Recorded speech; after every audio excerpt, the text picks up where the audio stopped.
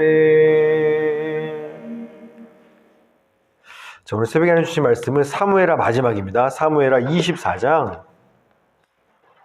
사무엘하 24장 1절부터 25절까지입니다. 구약성경 506쪽입니다. 구약성경 506쪽 사무엘하 24장 1절부터 마지막 25절까지 전체입니다. 드디어 사무엘하 마지막입니다. 오늘 말씀 제목은 이제 공의와 사랑의 하나님입니다. 다윗이 밧세바와 간음하고 우리아를 살인한 죄를 지었죠. 그 죄 외에 다윗이 한 가지 또 특별한 죄가 있는데 그게 바로 인구조사예요. 이스라엘 백성들의 머릿수가 몇 명이 센 겁니다. 그 인구조사의 내용을 담고 있는 게 사무엘하 마지막 24장이에요. 다윗이요, 압살롬과 세바의 반란으로 인해서 심한 고생을 좀 했죠. 자, 그래서 뭐를 하게 됐냐면 이스라엘 백성들의 인구조사를 이제 그래서 하는 겁니다. 24장 2절입니다. 같이 한번 읽읍시다. 시작. 이에 왕이 그 곁에 있는 군사령관 요압에게 이르되 너는 이스라엘 모든 지파 가운데로 다니며 이제 단에서부터 부엘세바까지 인구를 조사하여 백성의 수를 내게 보고하라 하니 아멘. 여러분, 다윗이 왜 갑자기 인구조사를 했을까요? 제가 좀 전에 힌트를 드렸죠. 자꾸만 왕권에 도전하는 반란들이 일어나잖아요. 자, 그러다 보니까 자신의 왕권을 강화하기 위해서 인구조사하는 겁니다. 이방들이 인구조사할 때 두 가지. 하나는 군사력, 군인이 몇 명 있는지. 둘째, 세금 거두려고. 왕권이 강화하려면 돈이 필요하거든요. 그래서 세금을 걷기 위해서 인구조사하는 겁니다. 군사력과 세금. 결론은 어쨌든 왕권 강화입니다. 자, 그래서 구절을 읽어보면, 구절 한번 읽어보세요. 구절 시작. 요압이 백성의 수를 왕께 보고하니 곧 이스라엘에서 칼을 빼는 담대한 자가 80만 명이요 유다 사람이 50만 명이었더라. 아멘. 머릿수가 칼 빼는 용사가 몇 명인지 센 겁니다. 그러니까 왕권 강화를 위해서 하는 거예요. 여러분, 왜 다윗이 인구수 조사한 게 죄인지 아시겠죠? 다윗은 원래 어떤 사람이냐면 전쟁은 하나님께 속한 것이요 칼과 창이 있지 아니하다. 그거 믿고 골리앗과 싸웠던 게 다윗이에요. 또 다윗과 같은 믿음을 갖던 사람이 요나단인데, 요나단이 어떤 고백을 하냐면 블레셋과 싸울 때 여호와의 구원은 사람의 많고 적음에 달리지 않았어 라고 이런 선포하면서 블레셋과 싸웠던 게 요나단. 이게 다윗의 믿음이란 말입니다.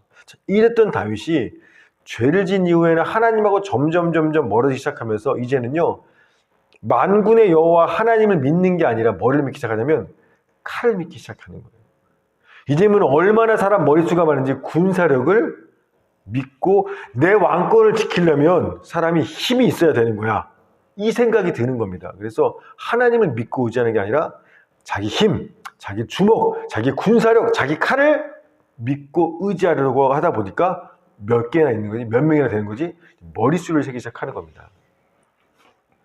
여러분, 하나님을 믿는 믿음 있는 사람은요, 나와 늘 하나님이 함께 하시고 내 앞에 싸우시는 걸 믿어요. 그러니까 돌멩이만 들어도 무섭지 않아요.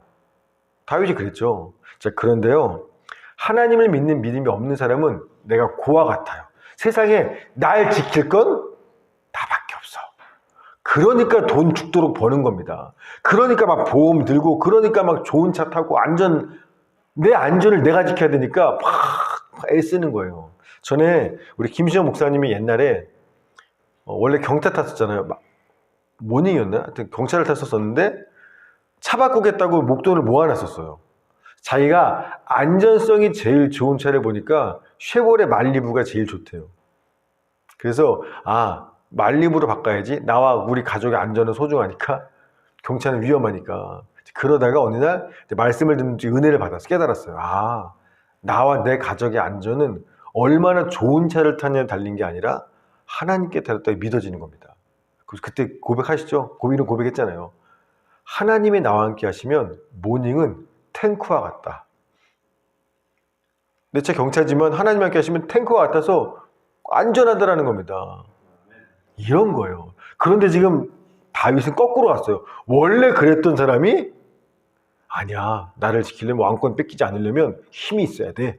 이렇게 거꾸로 한 겁니다. 안타깝죠? 여러분, 이스라엘 왕은요, 다윗이 아니라 하나님이란 말입니다. 따라서 이스라엘 백성들은 다윗의 백성이 아니라 하나님의 백성이에요. 그래서 여러분, 하나님의 백성들의 머리 숫자 인구 조사를 하려면 하나님이 정한 두 가지 원칙을 가지고 해야 돼요. 율법에 있어요. 첫째, 인구 숫자는 제사장이 조사해라. 민수기 1장 3절, 26장 1절 2절. 이스라엘 백성들 머릿수를 셀 때는요, 하나님 백성이기 때문에 얘네는 제사장이 세야 돼요. 또 머리 숫자를 셌으면 각 사람의 머릿수에 맞는 생명의 속전, 반세계를 성전에 내야만 하는 겁니다. 출애굽기 30장에 나와 있는 율법이에요. 그런데 다윗은요, 지금 하나님의 뜻에 따라서 머릿수를 센 게 아니라 자기의 군사력을 확인하기 위해서 센 거기 때문에 왕권 강화를 위해서 한 거니까 제사장한테 인구수 조사시킨 게 아니라 요압 장군한테 시키는 거예요. 그리고 머릿수를 셌으면 그 머릿수는 하나님 겁니다를 고백하는 성전세를 내야 되는데 그거 안 내는 거예요. 목적이 지금 하나님을 위한 게 아니기 때문에 그렇습니다. 자, 그러자 하나님이 이런 죄를 짓지 않게 하시려고 요압을 통해서 막으시는 거예요. 자, 24장 3절입니다. 3절 시작. 요압이 왕께 아뢰되 이 백성이 얼마든지 왕의 하나님 여호와께서 100배나 더하게 하사 내 주 왕의 눈으로 보게 하시기를 원하나이다. 그런데 내 주 왕은 어찌하여 이런 일을 기뻐하시나이까 하되 아멘. 왕이시여 왜 그럽니까? 지금 많도 하나님이 얼마든지 더 많게 할 수 있는 건데 왜 굳이 뭐 하려고 하는 겁니까? 여러분 신기하죠? 요압이요 지금까지 다윗 인생에 늘 브레이크였거든요.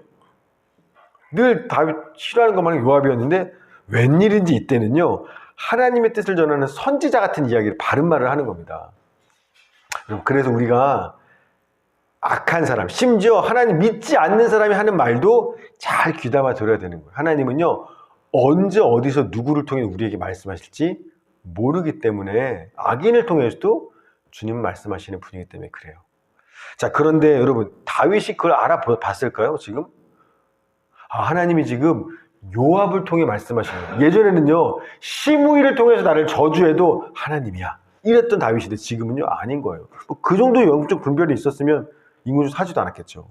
그러니까 하나님이 지금 요압을 통해서 내가 죄짓지 않게 미리 막으신다는 걸 분별할 리가 없습니다. 그러자 요압이 한마디 하니까 아야야 딴소리 하지 마 하라면 해 라고 강하게 명령하는 거예요.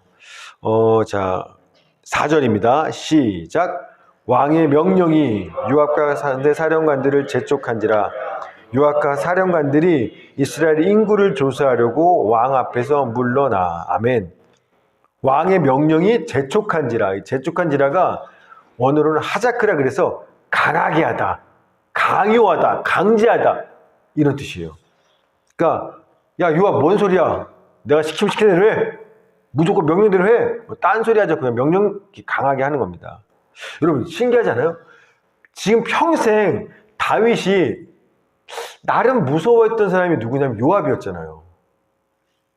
요압이 심지어 자기 죽이지 말라는 아들 압살롬을 죽였어요. 근데도 요압 손 못 댑니다. 다윗이 여태 그랬어요. 그러면서 하나님께 맡깁니다. 요압 너무 힘이 세니까 내가 왕이지만 손 못 대. 이랬었단 말입니다. 근데 지금 그 요압이 권고했어요. 하시지 말라고. 왜 그러시냐고. 심지어 하나님 이름에 하나님이 왕이 100배나 더 해줄 건데 왜 굳이 그렇게 힘쓰세요? 이랬는데 다윗이 한 소리 하지 마. 딴 소리 하지 마. 시키면 해.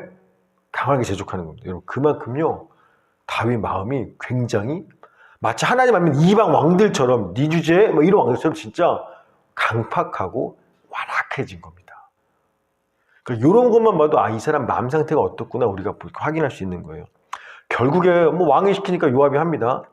9개월 20일 걸렸어요. 거의 10달에 걸려서 조사를 다 했더니 칼 뽑는 그러니까 성인 남자의 수가 북쪽 이스라엘 10개 지파에서 80만 명, 남쪽 유다 지파에서 50만 명, 총 130만 명이죠.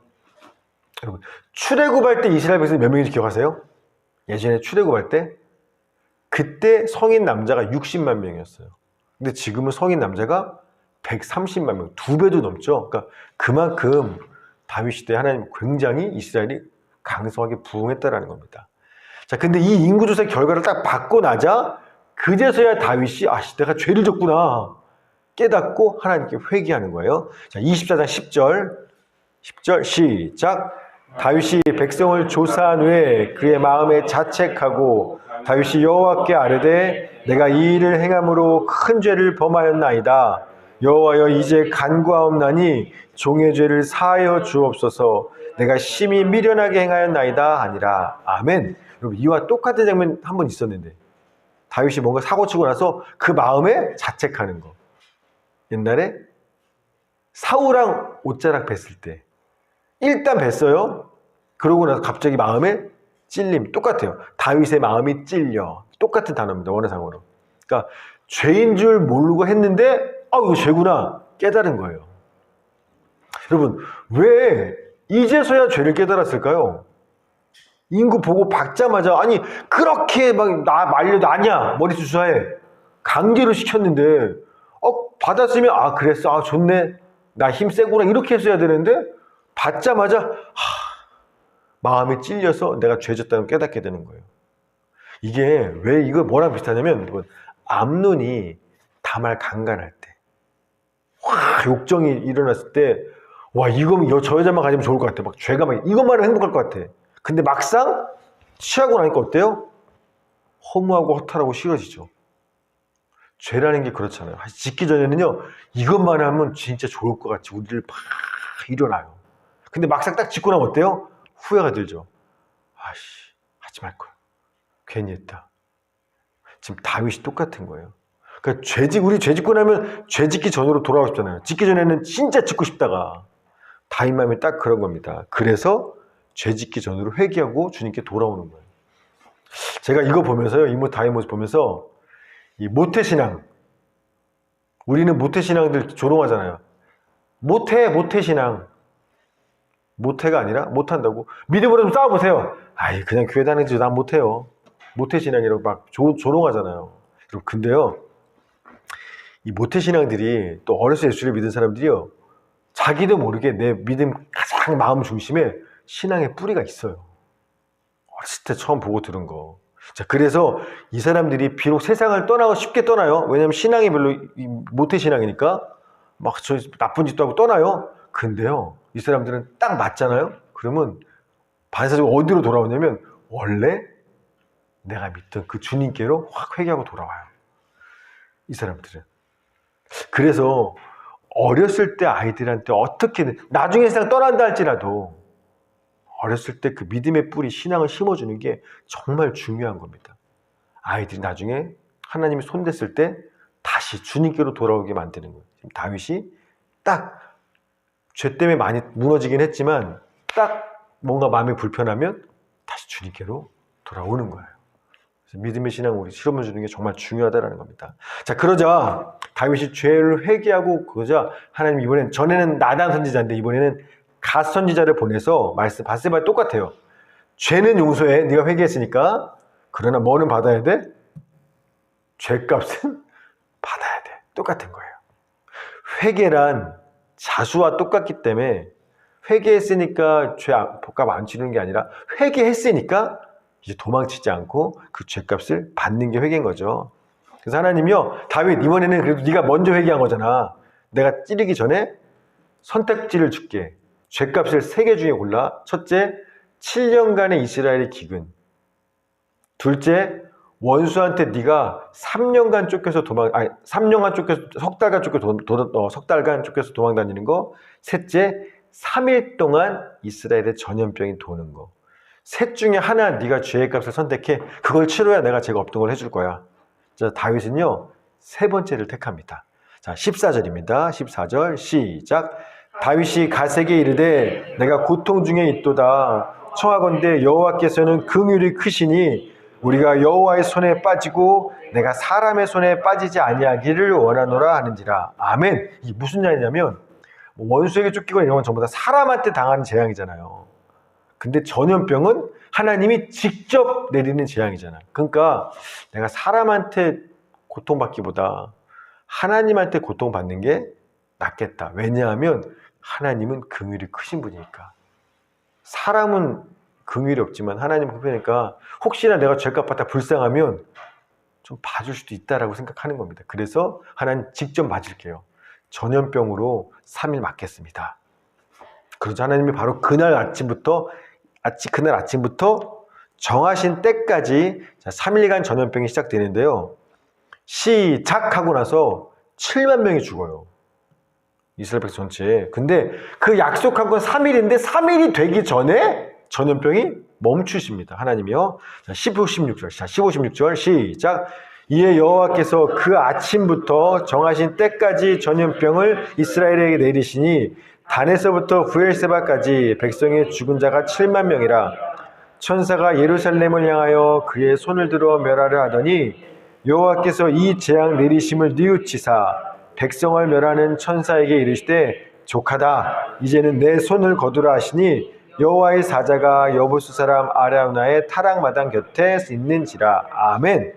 아마도 그날 아침부터 그날 저녁 번제 드릴 때까지 아마 그때 멈췄을 겁니다. 3일까지 안 가고. 아마 하루쯤이었을 거예요. 하루쯤 되자 천사가 이제 여러분, 그러니까 어디서부터 친 거냐면 단과 부엘세바, 이스라엘 끝에서부터, 우리나라 한라에서 백두거든요. 자, 끝에서부터 전염병 친 거에 올라가는 겁니다. 자, 그러다가 예루살렘 가운데 수도를 치려고 할 그때 하나님이 됐어. 그만. 그때 천사가, 전염병의 천사가 이제 아라우나의 타작마당에 있는데 예루살렘을 치려고 할 그때, 자, 그만. 하루 만에 끝난 겁니다. 왜냐하면 아까 다윗이 얘기했잖아요. 여호와는 긍휼이 크시니까 제가 벌을 받되 사람을 통해 받지 않고 직접 받겠습니다. 그 여호와의 긍휼을 의지하는 다윗의 모습을 보시고 3일이 아니라 하루만 죗값을 받지만 이렇게 줄여주신 거예요. 자, 이때 천사가 서 있던 곳이 아라우나의 타작마당인데 갓 선지자가 다윗한테 가서 자, 지금 그 전염병 천사가 그 아라우나 타작마당에 있으니까 거기 가서 하나님을 위한 제단을 쌓고 제사 드리십시오. 그래서 다윗이 올라가서 아라우나라는 그 사람에게 그 닭과 소를 사서 제단을 쌓고 번제를 드리죠. 자, 그제서야 하나님이 그 땅의 기도, 재앙을 멈춰주실 기도를 들으시고 재앙을 그친다라는 겁니다. 25절이에요. 25절 시작. 그곳에서 여호와를 위하여 제단을 쌓고 번제와 화목제를 드렸더니 이에 여호와께서 그 땅을 위한 기도를 들으심에 이스라엘에게 내리는 재앙이 그쳤더라. 아멘. 여러분, 사무엘하 21장 기브온 때와 똑같은 거예요. 사울왕의 죄 때문에 기브온 사람들 학살해서 3년간 비가 안 내렸잖아요. 그때 어떻게 해서 기도 응답 들으셨어요? 그 죄의 값을 치렀을 때 사울왕의 후손들 7명을 목매달아 죽여서 그 죄의 값을 치르고 나자 죄 문제가 해결되자 그제서야 하나님이 네 기도 들으시고 응답하시죠. 똑같아요. 지금도 다윗이 지은 죄의 값을 치러서 죄 문제가 해결되자 그래야 기도를 들으시고 우리와 관계하시는 거예요. 하나님은 공의로운 분이셔서 우리가 죄가 남아있는 상태로는 우리와 만날 수가 없다라는 겁니다. 죄 문제가 있으면 하나님 보기 힘들다라는 거예요. 자, 근데 의아한 건요, 여러분. 죄를 누가 졌어요? 다윗이 진 거잖아요. 인구조사한 다윗이잖아요. 자, 그런데 죄값으로 누가 죽어요? 이스라엘 백성들 7만 명이나 죽어요. 아마 하루에 7만 명이니까 3일을 내리받았으면 수십만 명이 죽었을 겁니다. 그리고 오히려 죄를 진 다윗은 전염병 걸리지 않고 안 죽었어요. 이상하지 않아요? 죄를 진 건 다윗인데 하나님이 왜 백성들만 7만 명씩 죽이시죠? 여러분, 이 다윗의 인생 자체가 하나님을 보여주는 건데 다윗의 인생 초반부가 하나님을 믿고 의지하는 자에게는 하나님이 어떻게 함께 하시고 능력으로 역사하시는지 그런 하나님을 믿는 사람을 통해 하나님의 모습을 보여줬더라면 다윗 인생의 후반부, 죄를 지은 인생 후반부는요, 이 다윗 인생을 통해서 우리에게 하나님 말씀하시고 싶은 건 뭐냐면 죄가 얼마나 강력한지. 다윗도 작은 죄지면 무너져. 그거 하나, 둘 뭐였어요? 하나님은 누가라도 죄를 지면 누구라도 예외 없이 반드시 그 죄를 값을 치르고 심판하시는 공의로운 하나님이야. 이 모습을 보여주는 게 다윗 인생의 후반부입니다. 여러분, 그래서요 사무엘하 24장의 이 인구조사도 똑같은 주제예요. 죄에 대해 반드시 심판하시는 공의로운 하나님을 설명하기 위해서 이 사건이 들어가는 겁니다. 그리고 하나님께서요 다윗만 심판한 게 아니죠. 죄값을. 암논, 네가 친족을 강간하고 뭐 형을 죽였어? 아니야, 뭐죠? 그 다음에 답살롬, 네가 형을 죽이고 막 그랬어? 세바, 하여튼 하나님 법에 어긋나는 죄를 지면 누구도 예외 없이 반드시 그 죄값을 치르게 하시는 게 하나님이세요. 여러분, 그저 다윗, 암논, 압살롬, 세바 전부 다 죄값을 받았어요. 자, 그런데 죄를 졌지만 아직 죄값을 받지 않은 대상이 하나 남았어요. 누구예요? 이스라엘 백성들. 여러분, 압살롬과 세바가 자기 혼자 반란 일으킬 수 있나요? 아니죠. 이스라엘 백성들이 다윗을 배신하고 압살롬을 지지하고 세바를 지지하고 그랬기 때문에 반란이 가능한 거잖아요. 그러니까 근데 압살롬과 세바는 값을 치렀어요. 누가 아직 죄를 졌지만 안 치렀냐면 백성들은 아직 죄값을 치르지 않았어요. 여러분, 아마 전에도 얘기했지만 압살롬 반란의 핵심했던 지지 세력이 어느 지파예요? 유다 지파였죠. 그래서 압살롬이 죽어서 다윗 왕을 모셔오라고 할 때 유다 지파는 나서지도 못했죠. 다윗이 얘기하기 전까지. 자기네가 반란의 주동 세력이었으니까. 제 생각에 성경에는 안 나오지만 아마도 이스라엘 백성 중에 7만 명이 죽었더라. 하루 만에. 제 생각에는 거의 유다 지파에서 많이 죽지 않았을까 싶어요. 가장 죄를 앞장서 저지른 지파니까. 아마 유다 지파에서 7만 명 중에 많은 사람들이 저녁에 죽었을 겁니다. 자, 그래서 하나님께서는 이스라엘 백성들의 죄에 대해서, 너네 지은 죄에 대해서도 내가 잊어버린 줄 알았지? 나 절대 안 잊어버려. 넘어간 줄 알았지? 안 넘어가. 기다리고 있었어. 그래서 그 백성들의 죄에 대해서도 값을 치르고 심판하시기 위해서 다윗이 인구조사를 하도록 사탄이 옆에서 다윗 또 반란 일으키면 어떡해. 힘 치워야지. 그 사탄이 다윗을 충동질할 때 하나님이 내버려 두시고 허락하셨다라는 거예요. 자, 사무엘하 24장 1절입니다. 1절 시작. 여호와께서 다시 이스라엘 향하여 진노하사 그들을 치시려고 다윗을 격동시키사 가서 이스라엘과 유다의 인구를 조사하라 하신지라. 아멘. 여호와께서 누구를 향해 진노한 거였어요?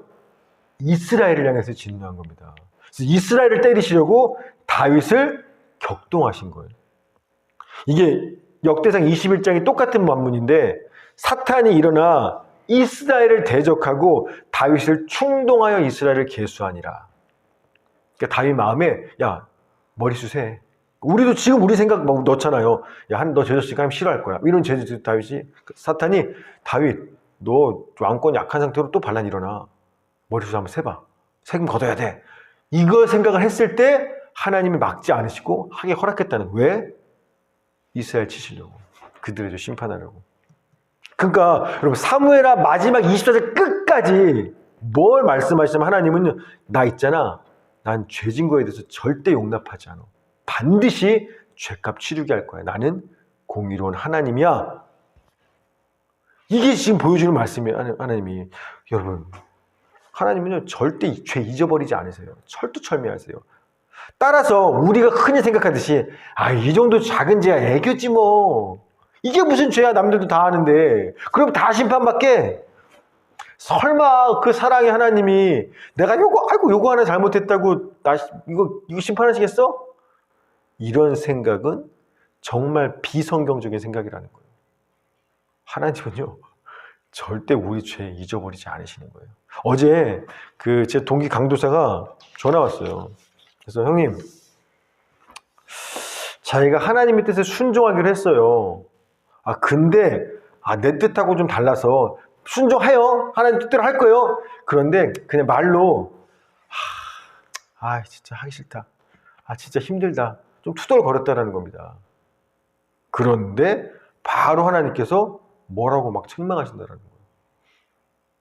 그러면서 섭섭하다고. 누가 순종 안 하겠대요? 순종하겠다니까요.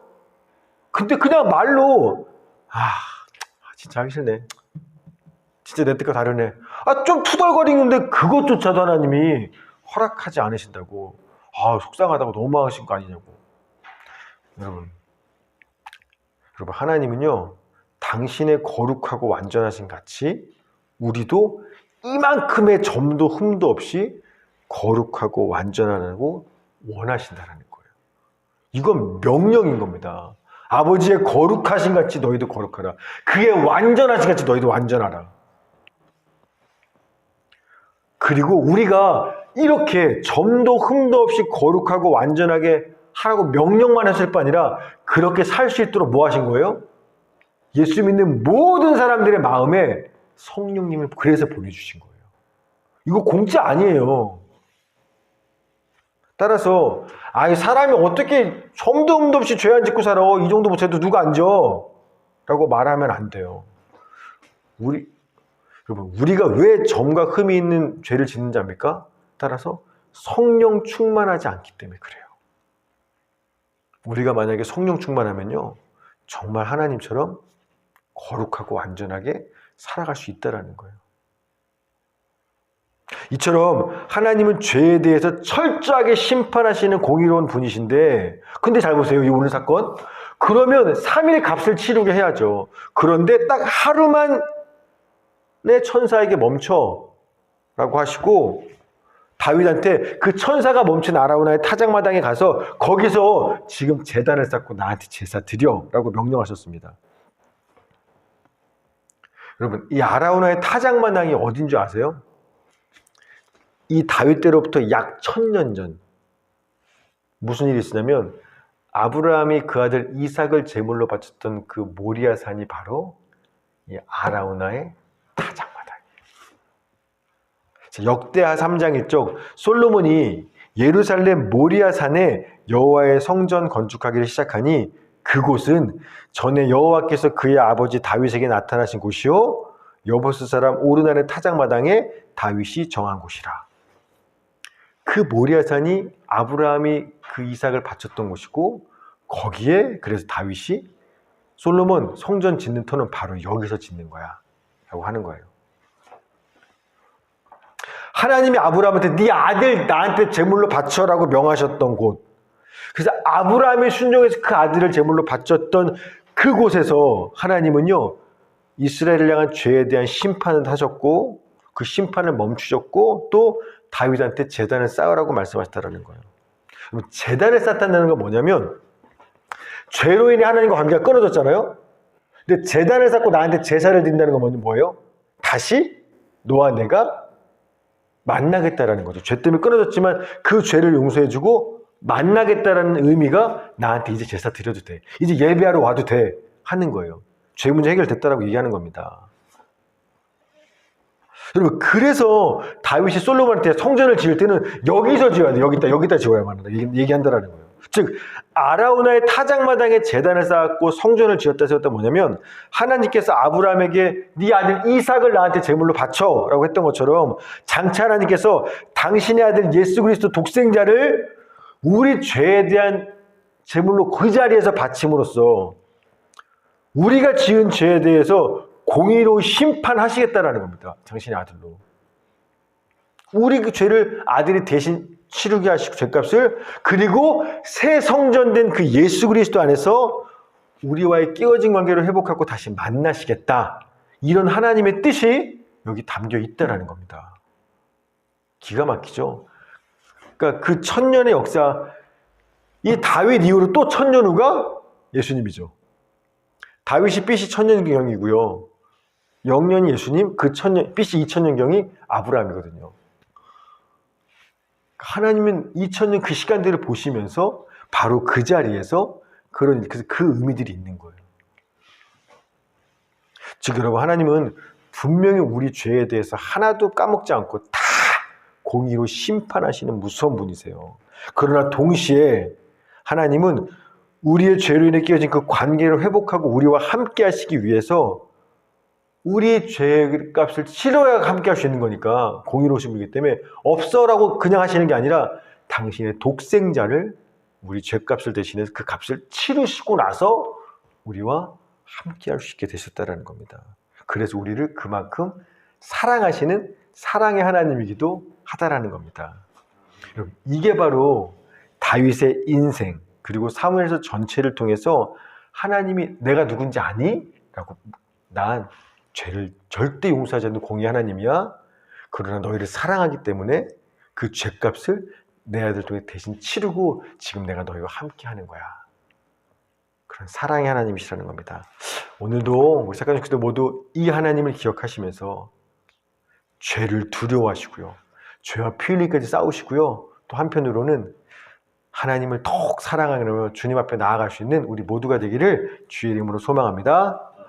하나님 감사합니다. 오늘 이 새벽에 공의와 사랑의 하나님을 말씀을 통해 보여주셔서 감사합니다. 하나님, 우리가 오늘 하루를 살아갈 터인데 이 정도 죄짐이, 아예 사람이 어떻게 죄 안 짓고 살아, 이런 사탄의 거짓말에 속지 않게 하시고 작은 죄 하나가 얼마나 우리의 믿음을 흔들고 무너뜨리는지를 알았사오니 죄와 피 흘리기까지 싸우게 하여 주시옵시고, 또 한편으로는 나의 죄값을 내리시 당신의 독생자를 통해 치르신 그 하나님의 사랑을 기억하면서 그 사랑에 감격하고 나도 주님을 그렇게 사랑하는 그런 신실한 믿음의 하루를 살아가게 하여 주시옵소서. 공의와 사랑의 하나님을 닮은, 공의와 사랑의 삶을 살아가는 우리 하나님의 자녀들 다 되게 하여 주시옵소서. 감사드리며 예수님의 이름으로 기도했습니다. 아멘.